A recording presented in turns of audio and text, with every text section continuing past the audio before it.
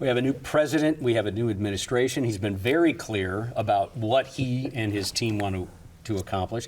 If you strip away all the politics, if that's possible, and look at the clinical effectiveness of what the Trump proposals are, how do you think that affects 2025? Yeah, so I think there's going to be a lot of potential policy changes that we've seen relative to the past couple years, and I think probably first and foremost the one we're thinking about is what happens with tariffs. So this is something that can be done very early on in the administration, where I think there's going to be a lot of conversation about taxes in 2025, but that's not really something that's going to affect economic activity until 2026.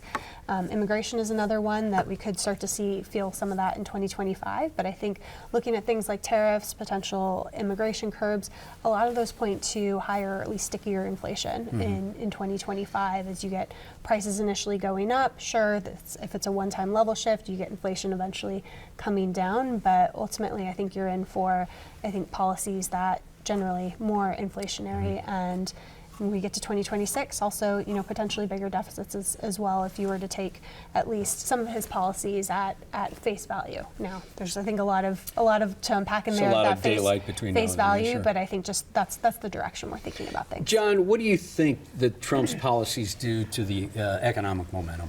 Well, they're certainly going to add uncertainty because we don't know how many of them are policies he's going to follow through on and how many are negotiating positions. Like, for example, Sarah was talking about the tariffs. But I think in terms of tariffs, if you think about this, first of all, I got to set some things straight here. Tariffs are not sales taxes. So if you go into Target and you look at a $50 toaster, and all of a sudden there's a 10% across the board tariff on all Chinese imported products, the toaster is not going to be $55 because the tariff is imposed on what's called the last sale price, which actually occurred in China when the factory sold it to the exporter. Okay, it shows up in the American shores, and that's where the tax is imposed on that sale price, which could be $15, $20. So a tax on what looks like a retail $50 toaster may only be $1.50, $2. And that gets split between buyer and seller. So at the end of the day, the impact may be $1, which is a 2% increase in the price. So that may be all that happens with a 10% tariff. I digress a little bit.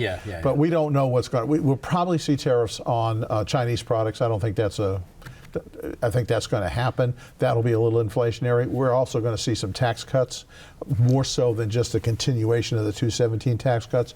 That's going to be inflationary.